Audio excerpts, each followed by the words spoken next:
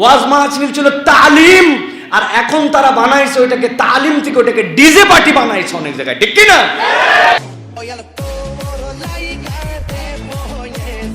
বলে আমি গান গাই না, আমি শান গাই। আমি কইলাম আমি তো গান গাই নাই, আমি তো শান গাইছি। কয় আপনি কি কইছেন?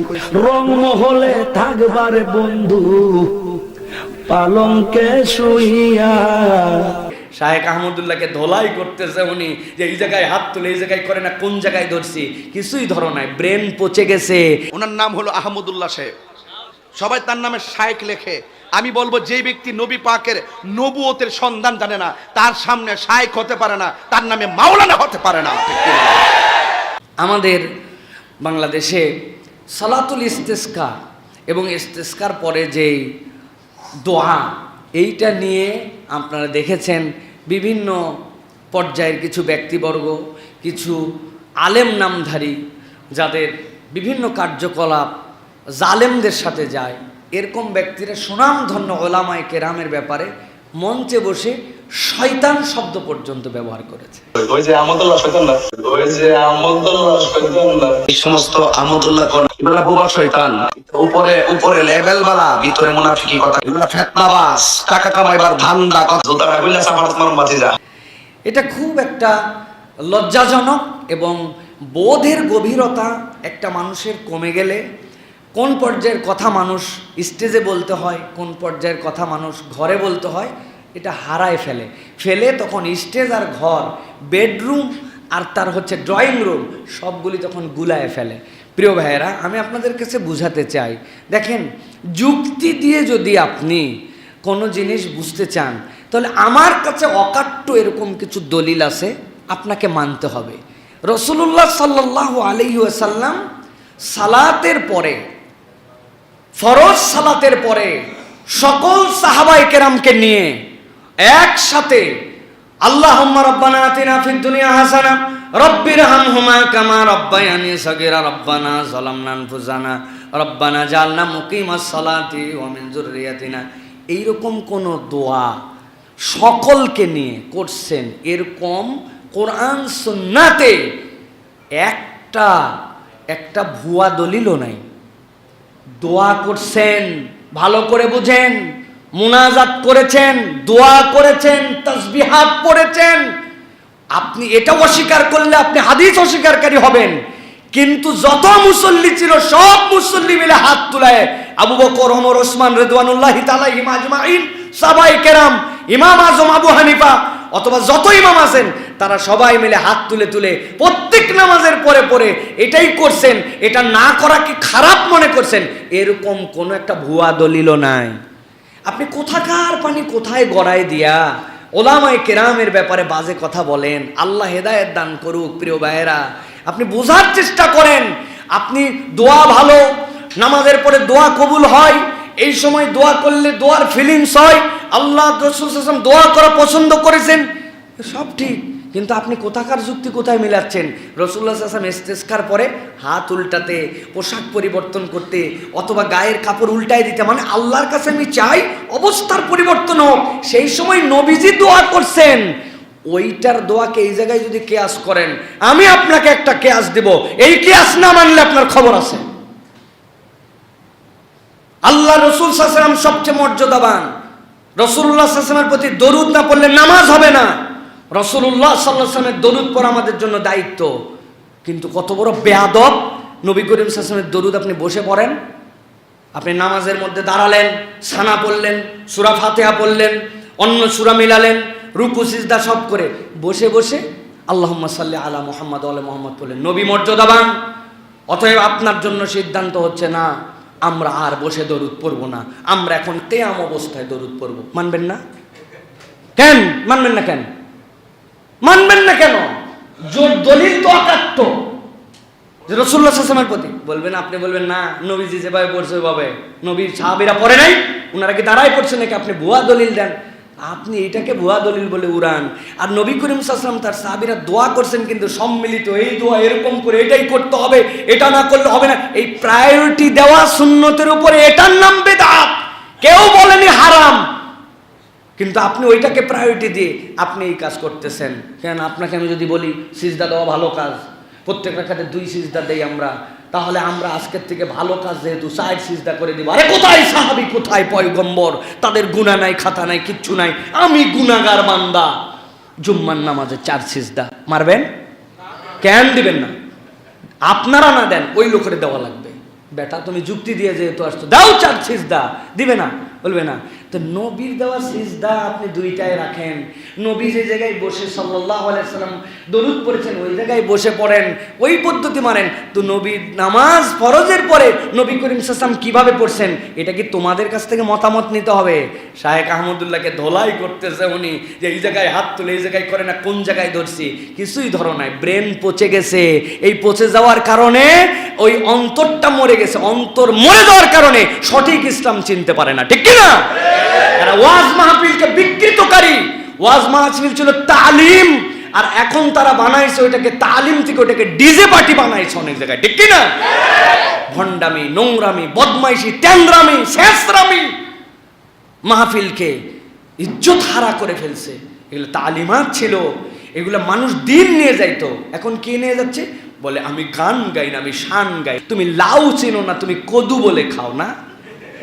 আমরা বুঝি না না কোনটা লাউ আর কোনটা কদু।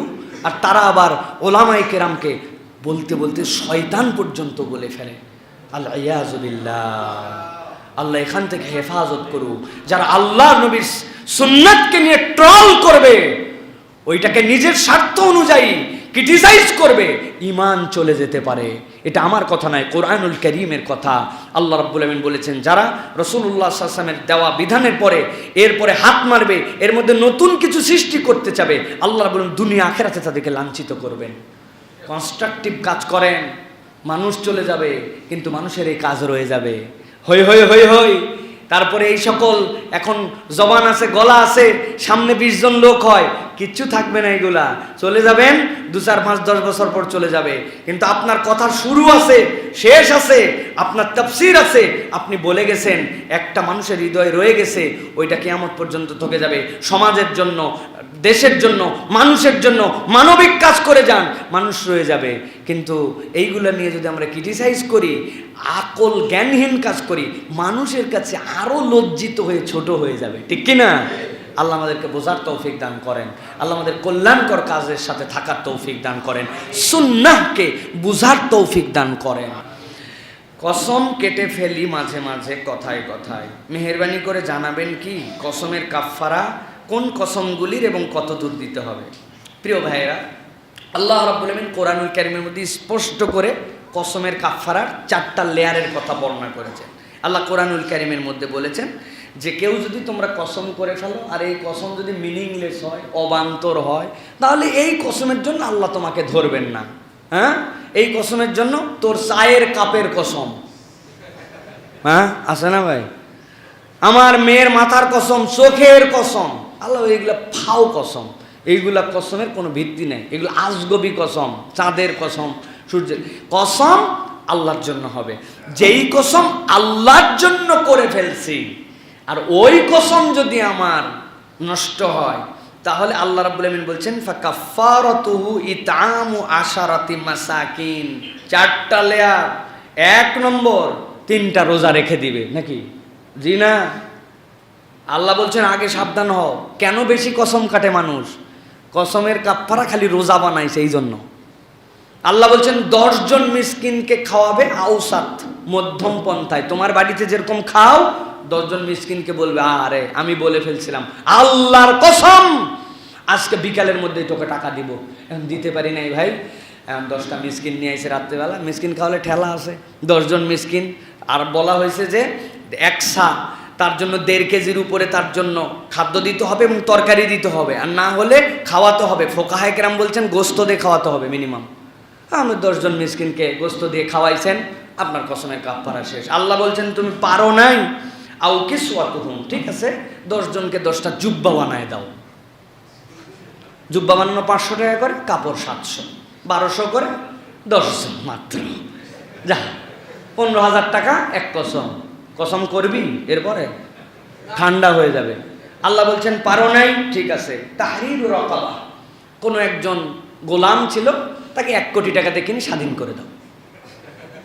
হ্যাঁ, কোনো জায়গায় একটা লোক আটকায় গেছে, গোলামিতে আটকায় গেছে, গোলাম আজাদ করে দিতে হবে।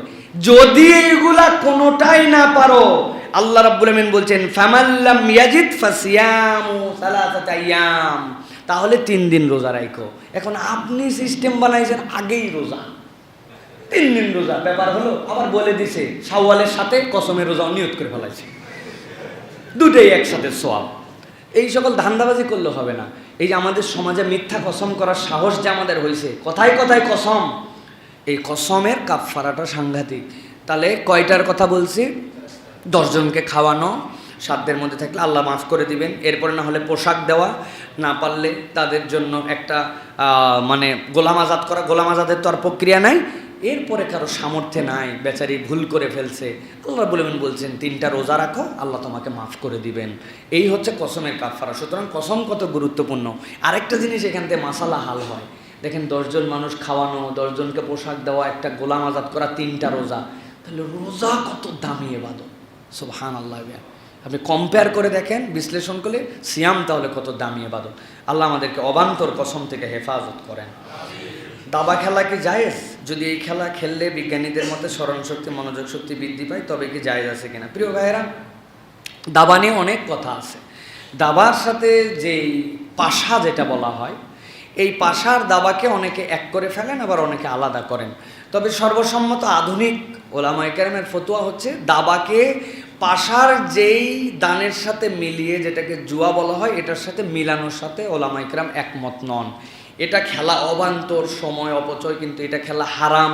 অথবা এটা হচ্ছে রক্তের সাথে যে মিলানো হয়েছে, এই বিধানটা এই বিধান নয়। যদিও সৌদির গ্র্যান্ড মুফতি একজন ছিলেন, তিনি এটা নিয়ে কথা বলছিলেন যে দাবা খেলাও হারাম। এটা নিয়ে পরে ব্যাপক কথাবার্তা হয়েছে সমাজের মধ্যে। পরে ওলামায়ে কেরামের মতামত হচ্ছে এই জায়গায় প্রাণীর অবয়ব, হাতি, ঘোড়া, অমুক তমুক এইগুলো আছে, এগুলো একটাও ইসলামের সাথে যায় না। এটা আমাদের এখান থেকে বেরিয়ে থাকতে হবে, এখান থেকে বেঁচে থাকতে হবে। কিন্তু হারাম বলে দিলে কোনো কিছুকে স্পষ্ট তার জন্য নস থাকতে হবে। হাদিস এবং কোরআনের আলোকে যেই শব্দ দ্বারা পাশাকে বোঝানো হয়েছে, জুয়াকে বোঝানো হয়েছে, ওটাই দাবা, এটা প্রমাণিত নয়। সেই হিসাবে হারাম বলা যাবে না, অপছন্দনীয়, এটার থেকে বেঁচে থাকতে হবে।